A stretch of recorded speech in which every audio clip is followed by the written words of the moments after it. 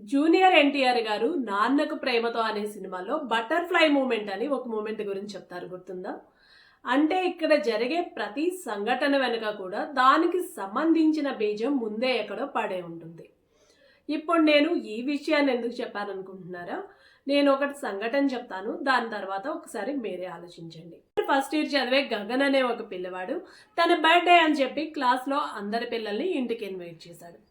అందరూ ఇంటికి వెళ్ళారు. కేక్ అది కట్ చేసిన తర్వాత గగన్ వాళ్ళ నాన్నగారు ఈ పిల్లలందరినీ హోటల్కి తీసుకువెళ్ళి ఎవరికి ఏ ఫుడ్ కావాలో ఆ ఫుడ్ పెట్టించారు. 25,000 బిల్ అయింది. తర్వాత అక్కడి నుంచి పిల్లలందరితో పాటు గగన్ని ఒక షోరూమ్కి తీసుకువెళ్ళి గగన్ ఎప్పటి నుంచో అడుగుతున్న ఒక బైక్ని అయితే కొనిచ్చారు. అక్కడి వరకు బాగానే ఉంది. గగన్ హ్యాపీగానే ఉన్నాడు. కానీ ఈ సంఘటన ఆ పార్టీకి వచ్చిన మిగతా పిల్లల మీద చాలా ఎఫెక్ట్ చూపించింది. ఇందులో రాజు అనే ఒక పిల్లవాడు గగన్ వాళ్ళ నాన్న చాలా మంచివాడు, వాడికి ఇంత ఖర్చు పెట్టి బర్త్డే సెలబ్రేషన్ చేశాడు, మంచి బైక్ కొని గిఫ్ట్గా ఇచ్చాడు, నా పేరెంట్స్ కూడా ఉన్నారు, నాకేమీ కొనివ్వరని ఇలాంటి ఒక అసహనం అనేది అతనిలో బాగా పెరిగిపోయింది. ఆ రోజు తర్వాత నాకు కూడా అలాంటి బైకే కావాలని చెప్పి ఇంట్లో పేచీలు పెట్టడం, వాడు తినడు పడుకోడు, వాళ్ళని తిన్నివ్వడు పడుకోనివ్వడు, ఇలా ప్రతిరోజు వాడి టార్చర్ అనేది పేరెంట్స్కి అయితే బాగా ఎక్కువైపోయింది. ఎంత బతిమలాడినా దెబ్బ కొట్టినా ఏం చేసినా కూడా వాడిలో అయితే మార్పే లేదు.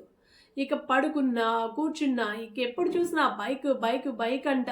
ఇంకా వాడి సతాయింపు అయితే బాగా ఎక్కువైపోయింది. ఇంకా వాడు ఏ స్టేజ్కి దిగజారిపోయాడంటే ఆ డబ్బుల కోసం, ఆ బైక్ కొనుక్కునే డబ్బుల కోసం చిన్నా చితగా దొంగతనాలు చేయడం కూడా మొదలుపెట్టాడు.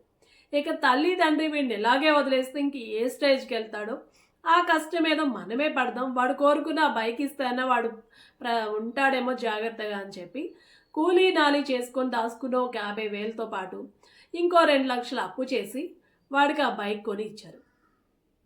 కరెక్ట్గా 4 రోజులకి బైకు లేదు, అది కొనుక్కున్న వ్యక్తి లేడు.